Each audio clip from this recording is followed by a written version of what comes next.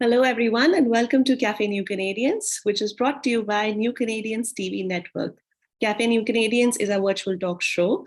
And let me also tell you a little bit about New Canadians TV Network. We're largely an information hub for newcomers to Canada and immigrants who have recently arrived here. And there are lots of ways that you could access our content from if you're in Canada on TV, on Omni Television, we air our TV show episodes. You could also check out our YouTube channel as well as our website, and I'll be telling you a little bit more about that later.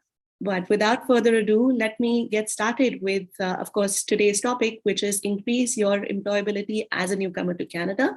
My name is Shruti Dargan. I'm the host for today's session, and I'm so pleased to welcome the two guests who will be joining us. We have with us Sweta Regmi and John McGraw.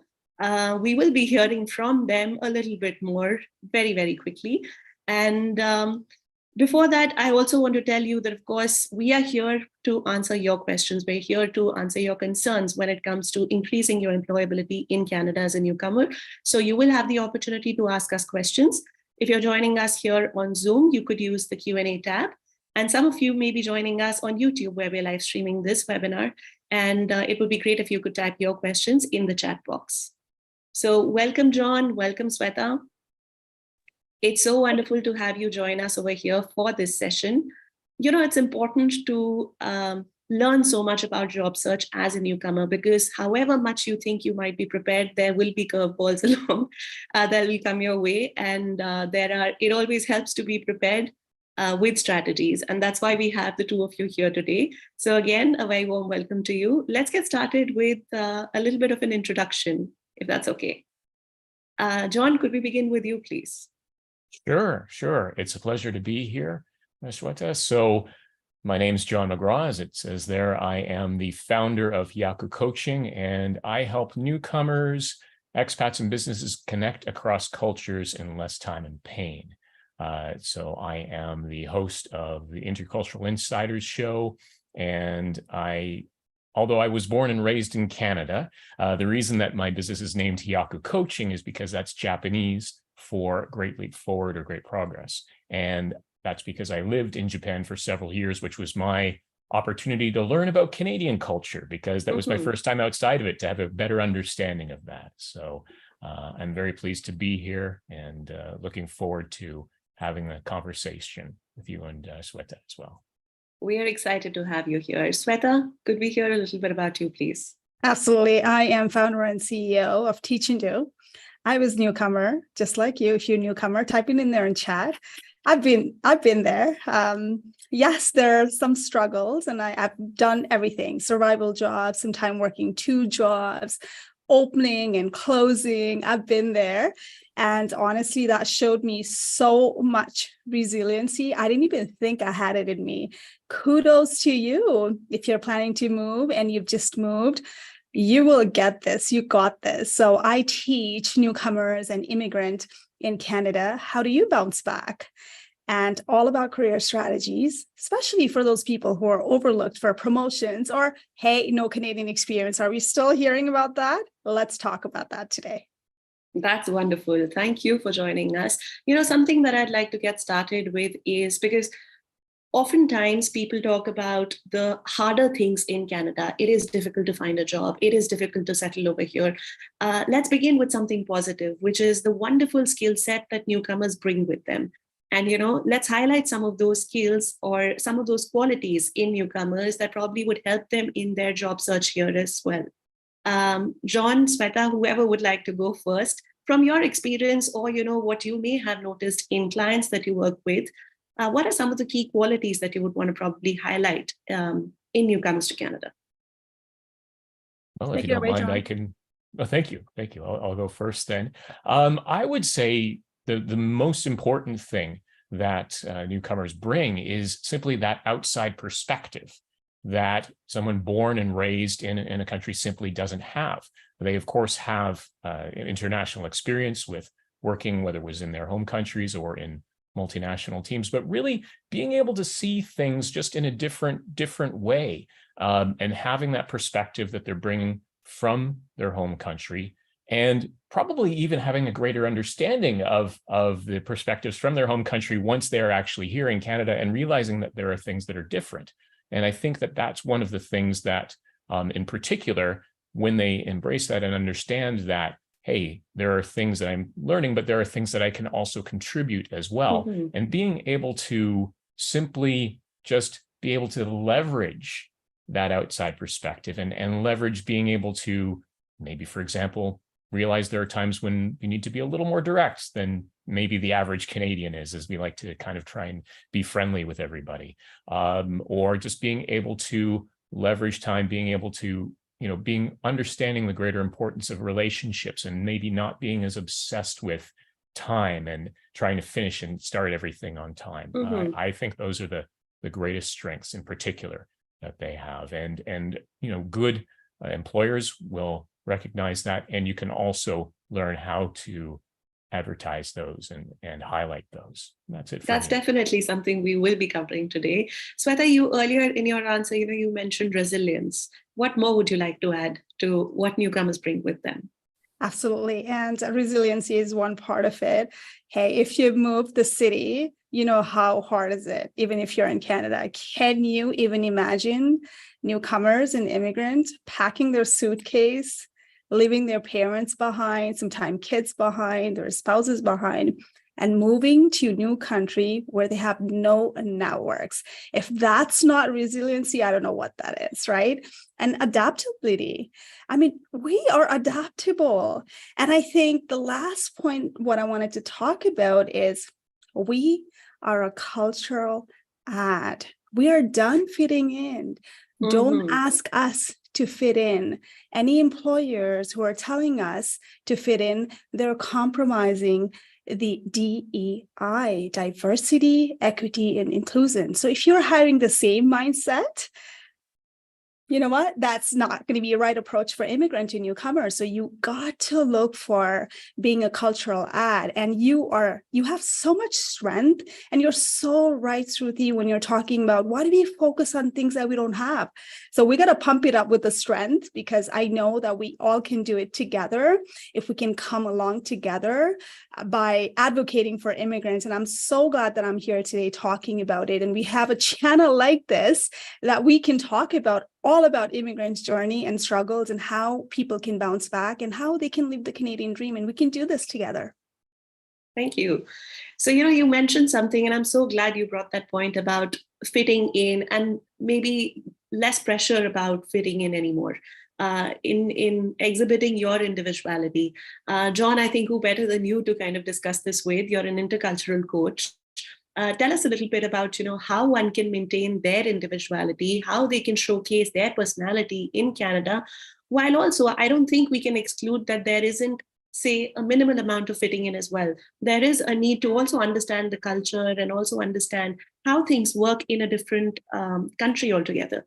So, how can one strike that fine balance?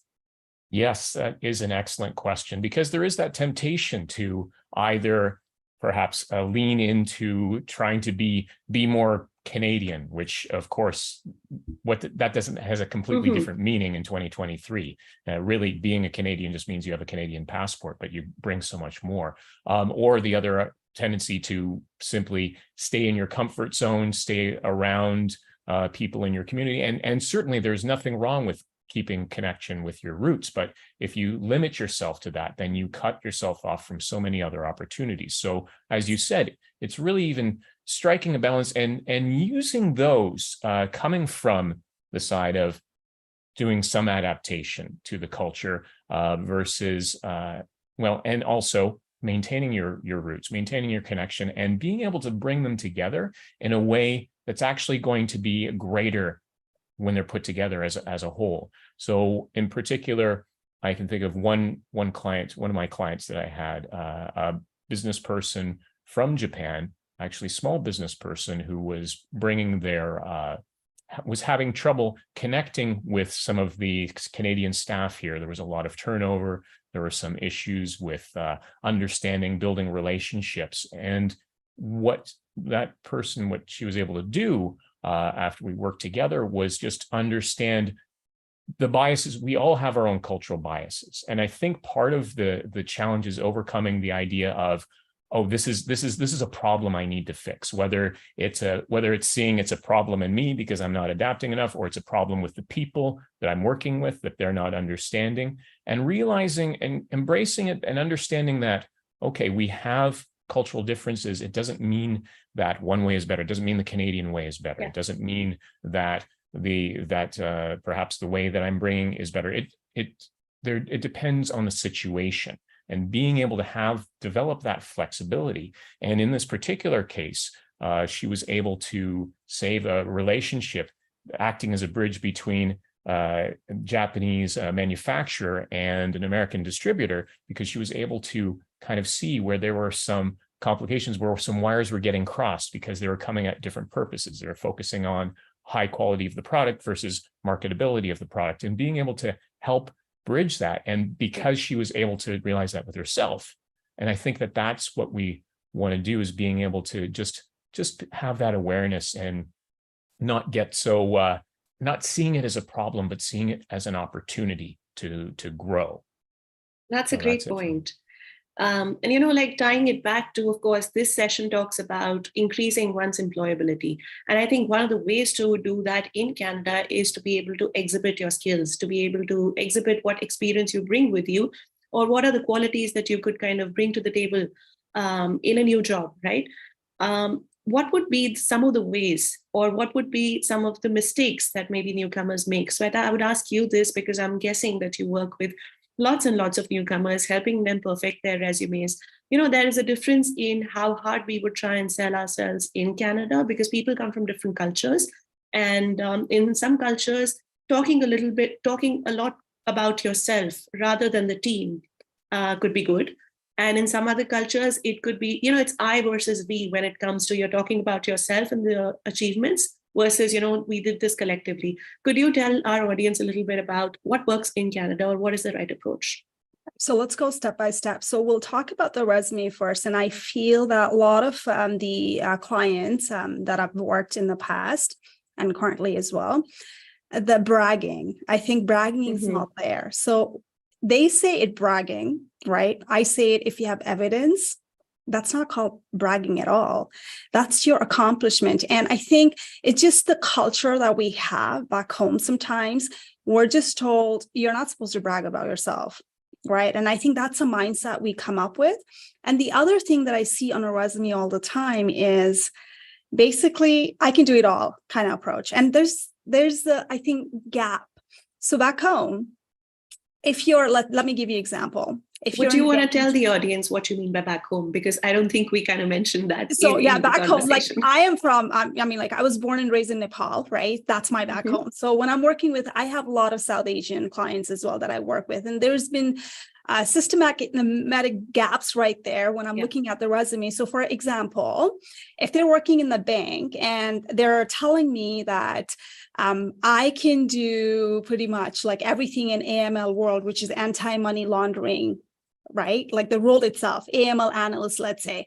When I'm talking to them, they're putting on a resume, they can do AML, they can do compliance, they can do fraud. They're like 3 different roles. And then there's nothing wrong with it, with that approach. I can do it all.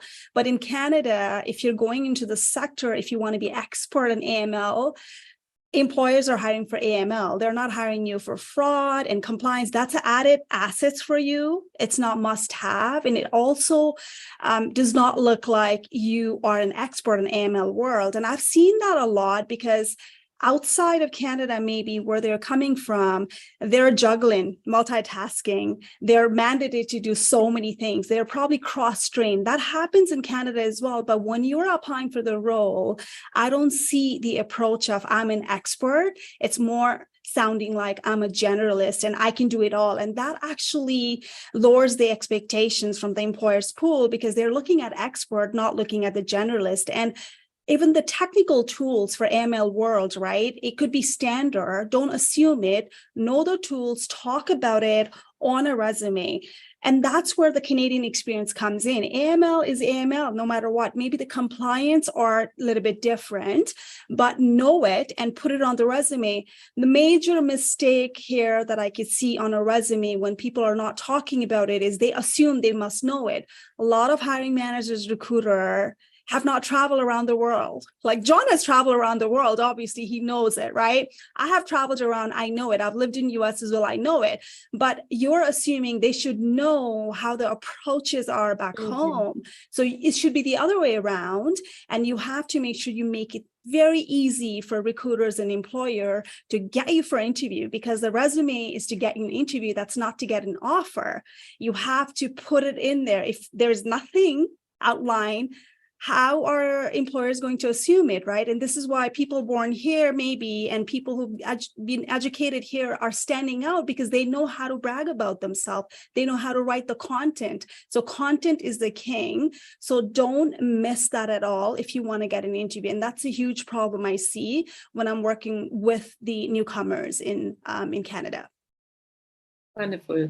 So what I'm hearing, if I were to probably, put it in like points, it would be talk about yourself and your achievements and accomplishments. And John, what would you want to maybe add here? Yeah, certainly, as Sweta said, focusing on your accomplishments, what you've done, simply rather than listing. Okay, these were this is another thing, and I'm sure Sweta already knows this, is the listing. These are the responsibilities that I had. In my previous jobs, I did this, I did this, and expectations, but again, not connecting it to any results, because that's exactly what they're looking for. And also more of a focus, I think I've seen on years of experience versus, again, those transferable skills, as Sweta already said. Yeah. Where are you going to fit in? What makes you, okay, you have all of this experience, that's great, but you have all these qualifications, that's great, but what's going to show, how do we know what you can achieve? How do we know about your skills as demonstrating your soft skills? Now, obviously that will come out in the interview, but you can hint towards that in terms of the accomplishments that you've had, perhaps managing teams and those kinds of things. So giving a real sense of who you are and what you're capable of, as opposed to just these are the responsibilities I had. So that's what I would add to that.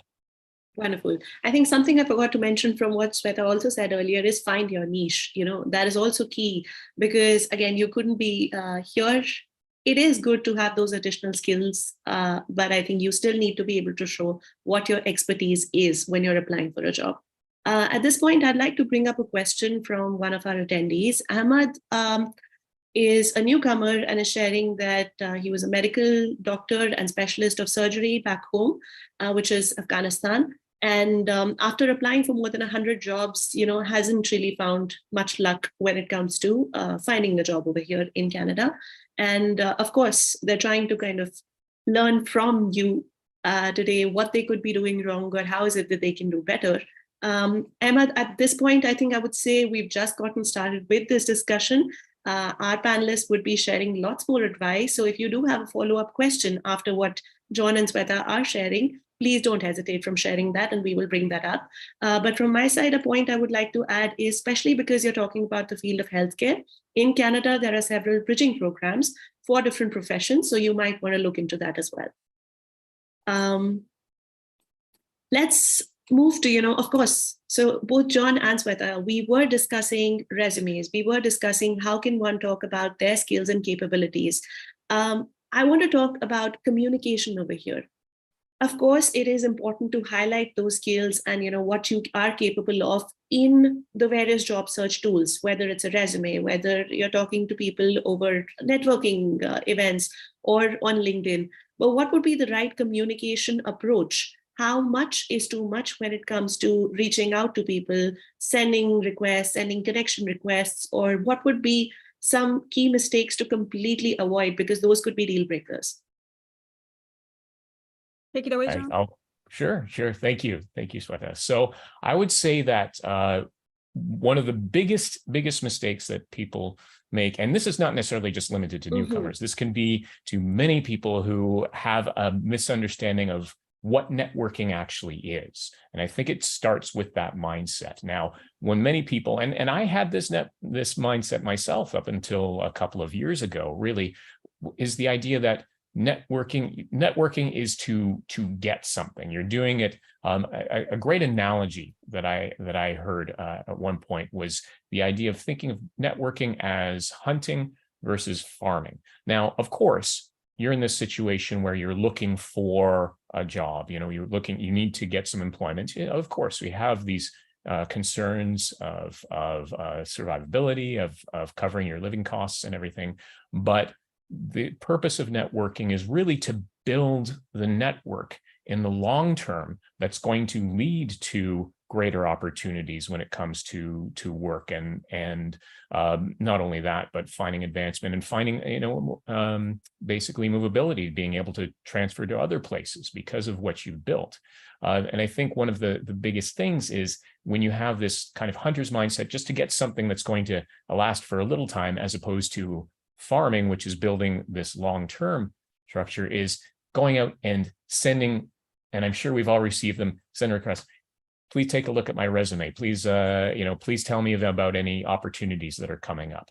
There's no time taken to build a relationship. Rather than treating this person that you're reaching out to as a person, it feels like you're treating them as a vending machine for jobs. And I think that's the biggest mistake that you come with.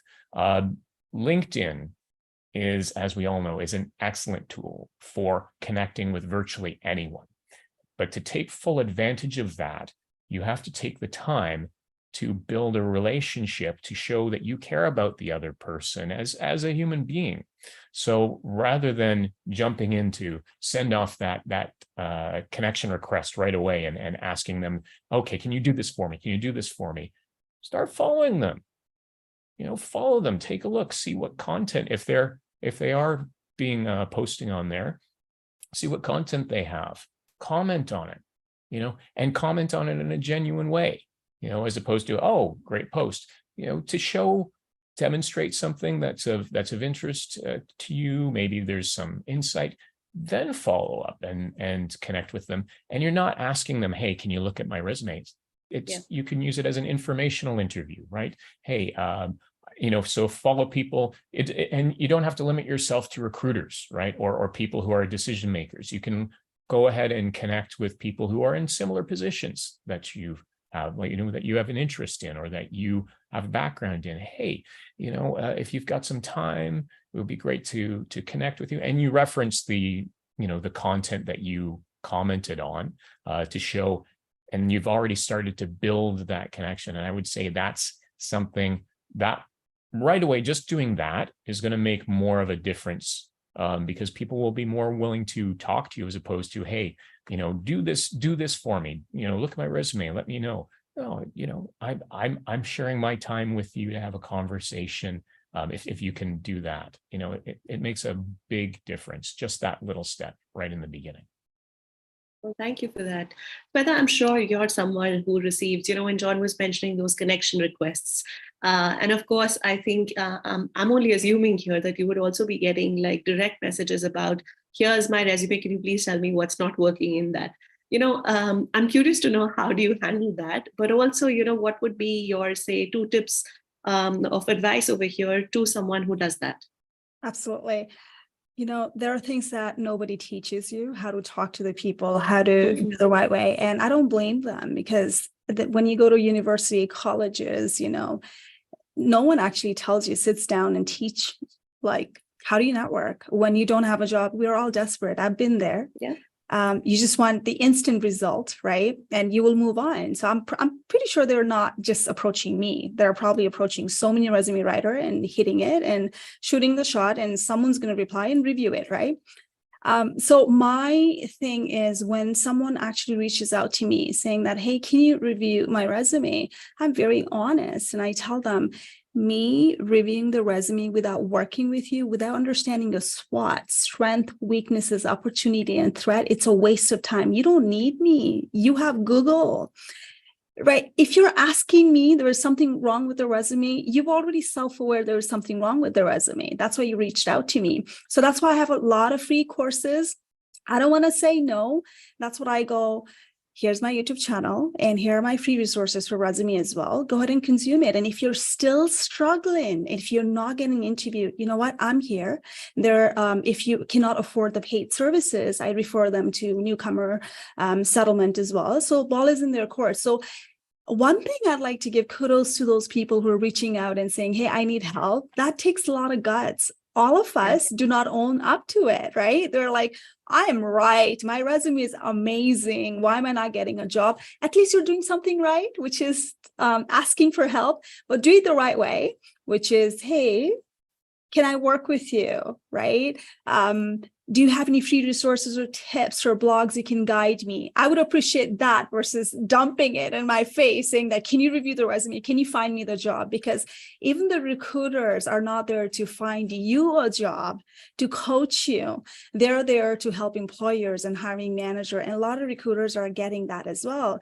I think the approach, this is where the soft skills comes in, I think. And we're going to talk about a little bit later on, because this is something that no one talks about it, how to ask for help. And they're desperate. I don't blame them, but they need to do it the right way. And they will learn the lesson a little bit later on, 5 years later on, they would think back and say, well, I can't believe I did that, right? So we've always been there.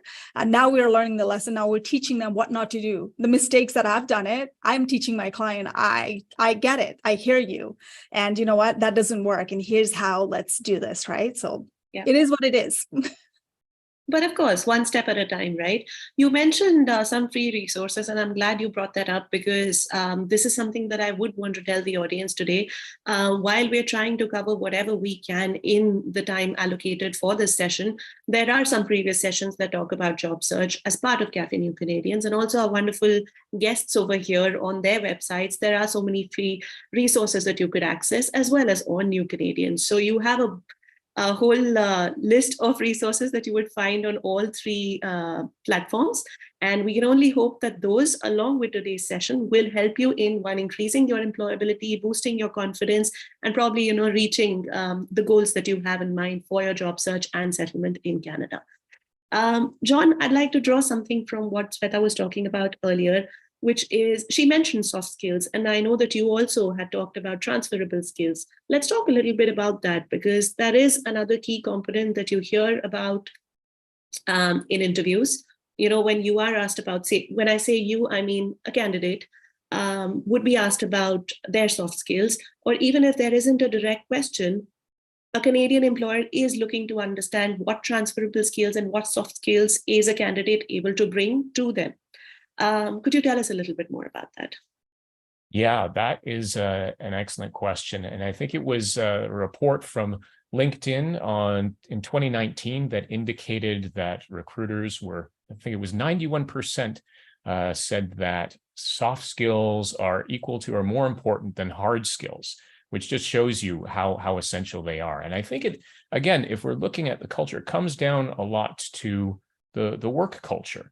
Now, from what I've understood, from what I've talked to colleagues and clients from other parts of the world, there is a much more of a focus on the qualifications and the hard skills. Okay, you have these abilities, you have these certifications, then you're the ideal person. And of course, they do play a role here. But what people here are looking for when it comes to soft skills is how approachable are you going to be? They're generally speaking in Canada, when it comes to things like hierarchy, it's a bit more of a flat structure in that sense. We don't use titles, generally speaking, referring to someone as or using honorifics like sir or ma'am. There's a tendency to use first name basis, right? Even regardless of if the person's a manager or a CEO, it's part of that sense, again, of equality, DEI, and so on. And so when it comes to being a manager, perhaps in other cultures, there's a sense of being more direct about, okay, do this. I'm right because I'm the manager, and that's not really part of the culture here. It was, I think, if you go back in time, but that's changed over. And now what they're looking for people who are, ultimately, is this person going to be able to work with a team? Are they going to be promotable? Is looking at, well, how do they communicate with others? Are they active listeners? How are they in terms of receiving feedback and giving feedback? Are they defensive? Are they able to deliver the feedback in a way that the others accept it? Are others able to approach them? Do they feel comfortable approaching them, or are they scared of them? And all of these things are what they take into account, and they can see it in an interview or even after they're hired, so even after you're hired, you're still keeping an eye out on how are you interacting with your colleagues? Is this some person who we want to give an opportunity to as well for advancement? And speaking of which, since we're talking about advancement, you have to communicate that as well as part of the soft skills, that you have an interest in moving up, because it's not, generally speaking, Canadians in the workplace are helpful, but usually they're only going to help if you ask for it. Otherwise, you're kind of left off on your own. And if you expect that, oh, my work will speak for itself, and you never express any direct interest in advancing, probably a manager is not going to necessarily pass on an opportunity, because they think, oh, well, they must be happy there because they haven't said anything to me. So that's also part of the soft skills once you actually get into work. So it doesn't just stop once you get the job. Soft skills are things that you have to develop and keep using throughout your entire working life. Well, there's no doubt about that. To the audience, I want to encourage you to ask questions. And if there aren't specific questions, share your challenges with us. If there are specific challenges that you have faced in your journey over here in Canada, this would be a good time, because the guests will be able to answer your specific concerns. And while you do so, I want to move on to Sweta, and continuing this conversation that we had about soft skills. Sweta, I want to ask you, at a time when you were a newcomer to Canada, what was it like for you? Did you know much about soft skills or transferable skills? Would you want to share some anecdotes or your own experiences as a newcomer? How were you able to probably navigate job search and increase your employability in those years? Absolutely. And I think, first of all, what I wanted to really talk about is when people keep on saying immigrants lack soft skills, I personally firmly believe it's not immigrant, it's a human skills. Everyone should have it. Why are we singling out newcomers and immigrants only? It's a human skill. It applies to everybody, even people who are born in here around the world. Doesn't matter, right? I think it's just a cultural gap. Sometimes it comes in how you disagree with your manager. How do you talk about, how do you become diplomatic? How to use the right word? How do you communicate? Everything is something that it comes with the practice, and it might change. The soft skills, I honestly believe it changes with the type of role you're targeting, type of industry, type of leaders you're reporting, right? I was a leader leading the team. I never saw myself as a manager managing the team because I thought that I lacked the soft skills. And you know what I thought soft skill was? Number one was communication. English is not my first language, right? And I had to learn it. Yes, I went to English medium school back home. I still have an accent. You can feel that right now. I had a huge insecurity, and every time I wanted that promotions, I just didn't even apply because I thought that there are people, they don't look like me. There are people who do not sound like me. I cannot even talk. If I'm talking, I'm literally spreading my accent. People don't even probably understand half of the time what I'm saying, right? I'm sure you're going with that right now. To me, that was a soft skills. Here's what I did. I work with an amazing company, top employers. I took some courses. I watched a lot of TVs. If you're watching Friends and Seinfeld, I know it all. I knew so much from those channels and watching news and watching games and hockey and NBAs and everything. Just trying to understand how people talk here in the lunchroom. Just trying to understand, I'm not going to be singled out when they're talking about NBA game or basketball this season. I'm not going to be singled out when they're talking about Grammys or something or awards going on in Canada, right? I wanted to really know what goes around in the world where I'm living in right now. So I was done hanging out with my kind of people. Sometimes this is where you have to really choose your battle. I was guilty of hanging around with people who look like me, who are struggling, who are just whining about, I'm a newcomer, no Canadian experience is hitting me and stuff like that, right? And I think one day I was like, I'm not going to be that person anymore. I'm going to go and hang around with people who are born here, who move the ladder. I want to learn from like them. I want to have a mentor like them. And I learned so much.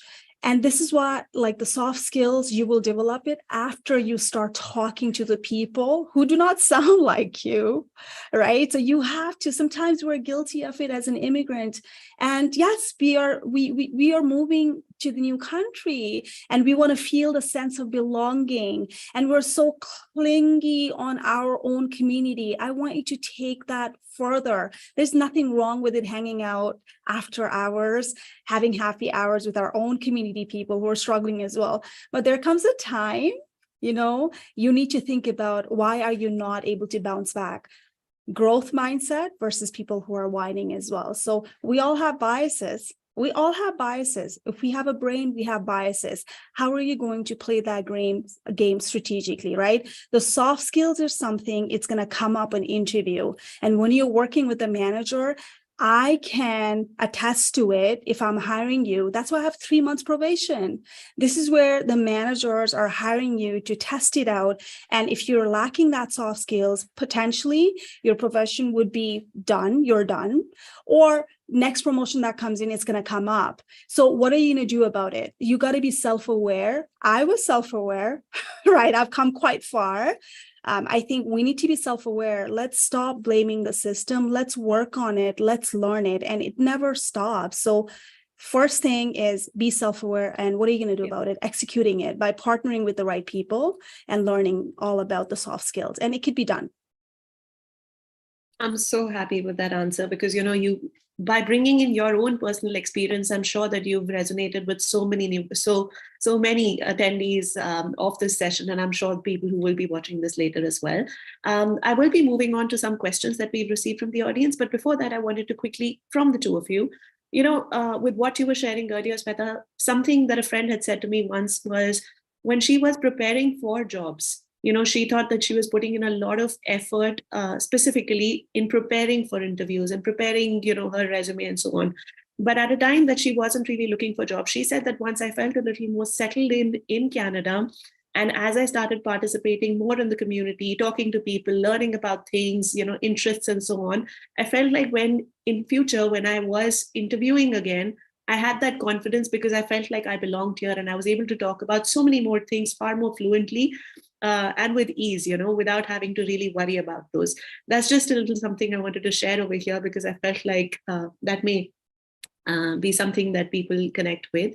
But John and Sweta, I think John first, is there anything else that you would like to add when it comes to things that one can do in Canada without really specifically worrying about job search? What are some skills to develop? What are some things to do in your daily lives over here that in the end would also, without knowing, would help you with your job search or will end up increasing your employability because it'll add to your personality and add to who you are as a person here in Canada?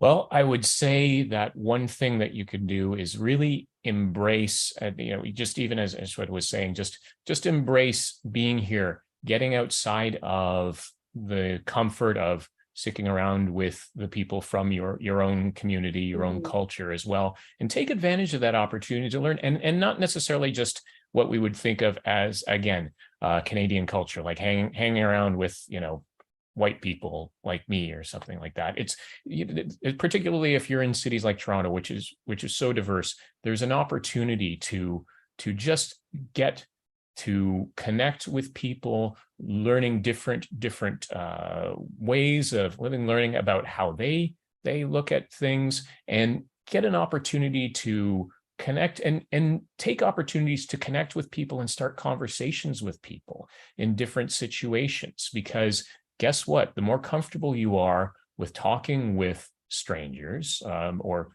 people in community centers or so on, the more comfortable you're going to be in job interviews when talking about yourself. And you never know when you connect with people, anytime that you're connecting with someone, it's, that's networking. It doesn't matter. It doesn't have to be at a networking event. It doesn't have to be LinkedIn. I know of one colleague who managed to get a job because she was with her child at a community center, talking with another mother there. So it was a mommy chat, as she said. And as a result of that, was able to get to a job opportunity working actually in the neighborhood organization as a result of that, helping other newcomers as well. Mm-hmm. So just having that openness and again, keeping in mind, I did mention, this was something that I had to do in Japan as well, where I wasn't able to speak the language. And there was a temptation to hang out with other English teachers and complain about, Japan, what a weird country, right? But just having that, accepting, okay, I'm a beginner again. And rather than letting that drag you down, feeling, because we all feel that sense of, I was a competent adult in my home country, and now I'm kind of almost like a child in some ways again, particularly if there's the challenges with language as well. But taking that as an opportunity to, hey, I can learn things now, have that beginner's mindset, pay attention to what's going on, rather than, as what I was saying, kind of complaining about, oh, well, this is terrible. And, we're going to have times where you're going to feel alone and down. Yeah. And it's okay with that, but don't even judge yourself for that. Just realize when you're starting to get into that, oh, okay, well, why am I feeling that way? Start to question it and start to pay attention to what's going on. Learn, focus on how other people communicate and ask questions, and don't be afraid of making mistakes. The good thing is that if you do make a mistake, if it's a cultural mistake, like maybe getting into someone's personal space, because we kind of like our 1 meter of space, generally speaking. I'm speaking about, Canadians born and raised here, generally speaking. If you happen to get into that and you realize you make a mistake, just be honest. Hey, I'm sorry, I'm used to this in other cultures here. And you know what? Maybe that little mistake could lead to an exchange. The other person might be more interested. Oh, tell me a little bit more about that. And you can, so it's not just that you're the one who's learning because you're here. You can educate other people about your culture and the type of person you are. And I think that if you have that openness in your life, that's going to extend into when you are connecting with people for work, and they're going to see that you're a person who's very open and learning, and that's going to go very far for you. So that's my advice. And what you said kind of ties back to the conversation earlier, which was about not feeling the pressure of fitting in and showcasing your own individuality that I think Sweta was mentioning earlier. There's something else also that you mentioned, which is ask questions. So let's ask questions. We've received some, and let's answer those now. Sweta, I think I'll direct this one to you. Someone over here is asking us that they moved here from Nepal with a public health degree and have worked 7 to 8 years on international nonprofit organizations on health projects, and came here as a student to attend postgrad diploma in a project management and strategic leadership position. Now they're employed in a role that has no technical skills related to their actual career over here that they want to start over here.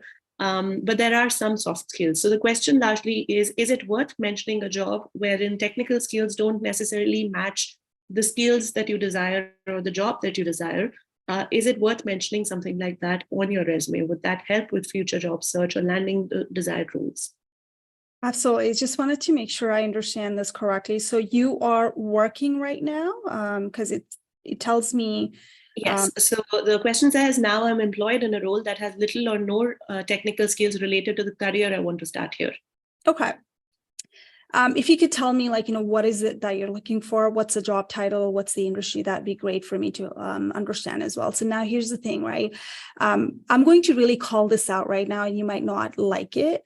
I see a lot of students taking project course, and you have 25 years of experience in nonprofit. I'm pretty sure you had so many reasons to take that course. Where do you want to go? Is it project?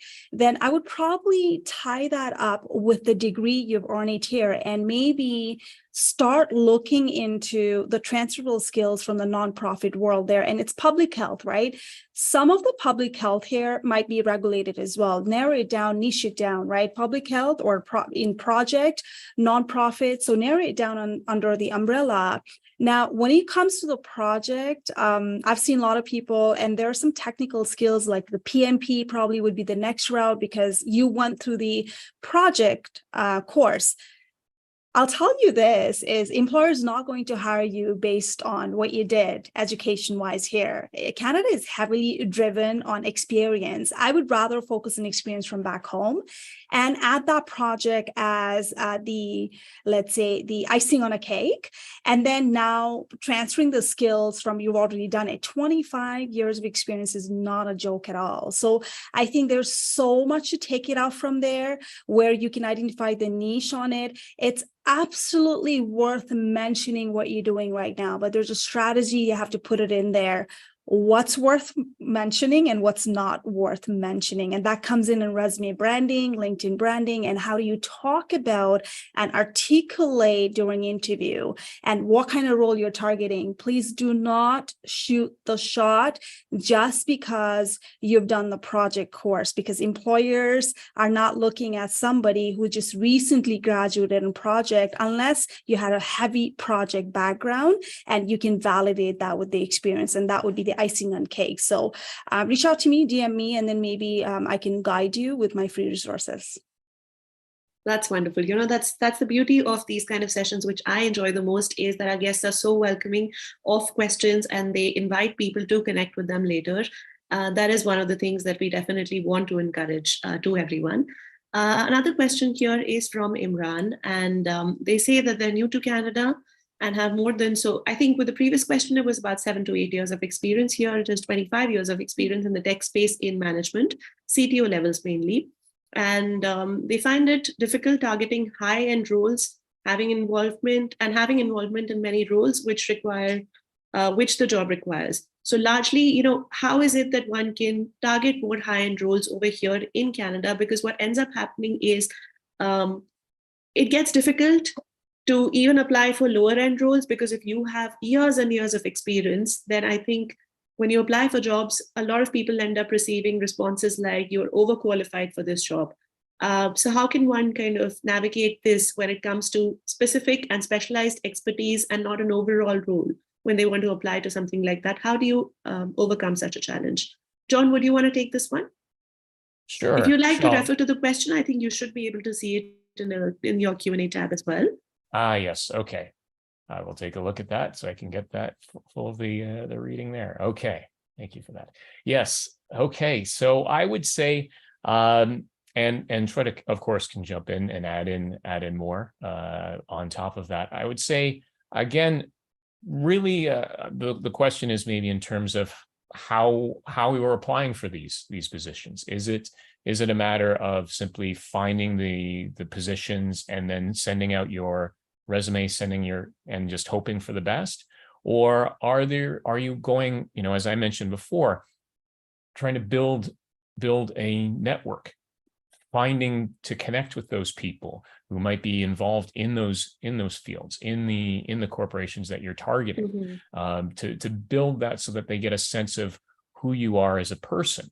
And that doesn't necessarily mean the recruiters themselves, but I would say really, once people, the thing is, of course, we do have the hiring process where we go through the interview process, and there is that. But a lot of the opportunities that you're going to become aware of will be through people that through your network. So it's not, now granted, this is not something that's going to give you a position tomorrow. It takes time, but I would really say focusing on that and using that, making them aware of your history and so on, as opposed to just, okay, this is what I have on a resume, is going to open more opportunities. At least, that's what I would say from that point. And if you have anything else to add to that, I'm sure you probably do.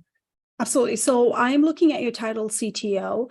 Now, there are a couple of things I really want you to reconsider. Write it down maybe, right? First of all, in Canada, CTO could mean so many things. It could be different title. You're probably looking at a different title. So find out what would that title translate this into Canada. Just because you're CTO back home, the hierarchy should be matching up. Who did you manage, right? VP, senior manager, that matters. And this is how you're going to identify your niche as well, right? So who did you manage matters. How many indirect reports you had. That means how many people your managers were managing, right? So if CTO, as a CTO, you are not managing over 300 indirect reports, there's a problem right there. Because this is where you got to really find out where do you fit in with the tech space here. Now, even the tech space as well, right? That's a large one. What kind of tech space is it, right? You got to transfer directly.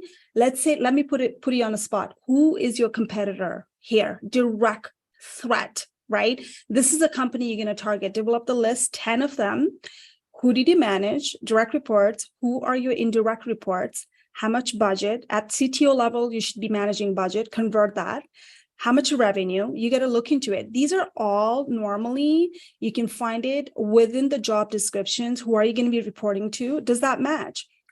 If you're managing manager back home as CTO and the job posting says you're going to be managing VP, there's a gap right there. They're not looking for you. Maybe it's time for you to look into these startups, right?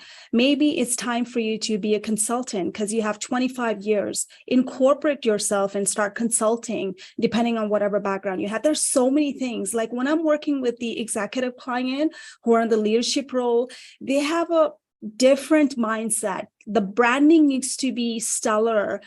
And as John said as well, you need to work with the headhunters. You need to find out who are the recruiter on your industry recruiting it. Not everybody recruits for CTO. They're a confidential client. They headhunt for people like you.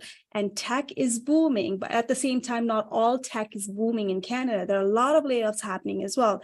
Can you pivot? Right? For a time being, can you be self-employed? Can you incorporate? There's so many things you can do. I definitely feel like there's some challenges going on. Let's talk and see, if, I can guide you in the right way. Thank you for that wonderful advice. In the next 5 minutes, let's try and take a few more questions. And then there's one point that I definitely want to bring up. One of the questions here is, besides LinkedIn networking, where do you find people who are willing to meet with you, and how can international students and experienced professionals find appropriate networking events? My quick answer, I think, just to save some time over here, would be places like Eventbrite. New Canadians also lists some of the events. LinkedIn, again, is a wonderful place because there are so many professionals attending events that get highlighted on LinkedIn as well. But anything very quickly, John and Sweta, that you would want to maybe add here? I would just say, again, looking at other organizations, TRIAC, there are so many, and use LinkedIn as a starting point to find a lot of these other organizations, really, is probably your best bet to do with that. And then also, as I said earlier, just keep in mind, anytime that you're having a conversation with someone, that's a potential for networking. If you're having the right mindset that you're doing it to build a relationship and not that you're just trying to get a job for the short term, even though there is that pressure, right? So I'd like to add with the international student here. Great point, John, there. Partner with the campus recruiter. I mean, like when I was working as a hiring manager, we hired international student during summer. I saw a lot of posting right now where recruiters are recruiting for people like you, as long as you have a work permit, and they're looking for casual and part-time as well. And if you don't know who are the recruiter who are exclusively recruiting for you, for your kind of thing, then you got to partner with the agency recruiter as well. So not everyone recruits for your domain as well, right? Find out, all you got to do is go on LinkedIn, recruiters for campus, colleges, and it would pop up, and start looking into it and reach out to them and partner with them. That's the best place. The other one is my question. I'll put you on a spot. You paid for tuition more than what we pay in Canada, right? Double. What is college doing for you? What is university doing for you? Why are you not taking co-op, right? If you are, then why are they not partnering with you? That's their job. So hold them accountable. You have career services, take advantage of it, right? So don't let them go. You are allowed to ask those questions. Hold them accountable. Wonderful. And I think for newcomer professionals, maybe professional associations as well would be a good starting point, because that's where you can meet so many more like-minded individuals, newcomers, and established established immigrants and professionals. Another quick question over here would be, how do you manage the challenge of gap in work experience when putting up a good resume as well as, during the interview? I think, Sweta, I would ask you this one. Yes, good news for you. Depending on what gap you have, I have whole blog and example of resume and LinkedIn branding just for you. Go to my YouTube channel, go also to teachndo.com under blog, and I actually give you the step-by-step about gap. I had gap when I got laid off, 1 year gap, and you can visit my LinkedIn profile as well. And then you can see how have I branded myself. Own the gap. Address the elephant in the room, own it. But the only problem is, how are you going to answer it, right? Own it and say, what were you doing? So that's all it matters. I have a lot of tips for you. Go ahead and grab that right now. Wonderful. The one last thing that I want to discuss very, very quickly is also, because we were talking about employability as a newcomer in Canada, I think the age that we're in, it's also important to have your career future-proofed, and one of the ways to do that would be upskilling, always upskilling, adding certifications, adding qualifications to what you do over here in Canada. John, what would be your quick tip here? Probably this could be another topic that we bring on later in another session, but yeah, absolutely. What's the quick answer that you have for this one? Well, I would say, again, you're always, just like you are when you're coming to a new country, to a new culture, as life, you're always learning. So making sure to just keep in touch, stay on LinkedIn, and in particular, stay on LinkedIn, because one of the things that so many people make a mistake with is, hey, I've got a job. Okay, now I'm good. But that is not only an opportunity to keep networking, where you should keep building your network as you are. That's a way to make yourself future-proof, because then if you are laid off, then you're going to get an opportunity. Your network is what's going to help you, that you've been building those relationships, so on. I know so many people who, got laid off, and then because they had taken that time while they were working to build that network, they were able to get a job within a couple of months. And that's also, of course, when you're on LinkedIn, is where you're going to learn about trends and be able to learn what skills are going to be important for whether you are staying in the position that you're in, or if you're looking to transfer as well. And then that's, again, I know I say LinkedIn a lot, but it just shows how essential it really is to really keep on top of things and keep a network and learn and grow. So that's it for me. That's wonderful. Any concluding words as well, John? I think after that, I'll just pass it on to Sweta, and then we will be wrapping up. Yeah, I would say that, you've taken as said earlier, you've taken a brave step to come to another country, to come to a new culture, and you should be proud of that. And I think there was the comment earlier about having an accent.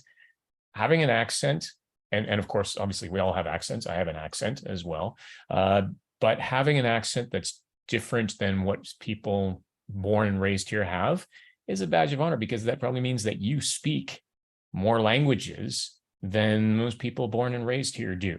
And that's an essential skill as well. And it's really just being able to learn about how to take what you are bringing here, because you are bringing something here that's valuable to Canada, and just being able to how to communicate that, and how to be able to take some things from here and make yourself an even better person. And you want to have a conversation about that, any concerns you have, please feel free to reach out to me, John McGraw, Hiyaku Coaching. Watch episodes that I have on my YouTube channel.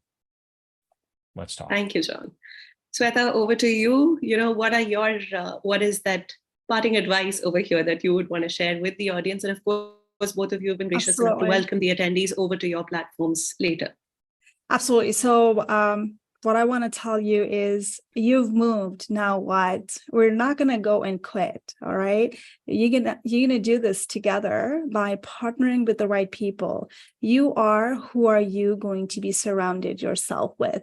Look up to those people who are already there, who are just like you so many years ago. They're your motivations, not the people right now who are struggling, whining about it. You got to go hang around with the mentors who's going to lift you up. And last thing I want to tell you is keep learning it. Either you can blame the system and just give up and go back, but that's not why you're here, right? I know you got the dream. It is possible to live the Canadian dream. I was one of you so many years ago. I didn't think I would be speaking in the program right now. Right now, with my accent, insecurity right there. People have trolled me. There are going to be people who are going to bring you down. Trust me, but you're not going to look for those people. You're going to look for those people who are going to motivate you, support you, and say, I believe in you. Those are the people you need to be surrounded by. The last thing, you left your home, not your brain and skills behind. All right, just own that. And not a cultural fit, you're a cultural add. Celebrate your accent, celebrate your color, celebrate your heritage, and you will get through it. Any free resources, you can go to teachndo.com, subscribe to my YouTube channel, and there are a lot of free resources for you to grab it right now. Thank you so much. Wonderful advice that both of you have shared and such powerful motivational messages right towards the end. I can't thank you enough for joining us today. This was another session that we brought to you for our audience as part of Café New Canadians. And as I mentioned earlier, it's brought to you by New Canadians TV Network. On your screens, you can see the logos and URLs for Teachndo as well as Hiyaku Coaching. Both our guests have been gracious enough to welcome you to their platforms, and you will find resources over there that will help you. And as for New Canadians, we have a lot of resources for you as well. And ways to be in touch with us would be you can follow us on our social media platforms, on YouTube, subscribe for updates. And of course, you could also sign up to be on our mailing list. That's where you will get notified of our latest stories, immigrant-focused content that we keep circulating very, very often, and also lots and lots of information about more such events. Thank you so much to both John and Sweta, and to you, wonderful attendees, for asking questions, being here with us. And we only hope that you will join us for another session the next time. Thank you so much. Thank you.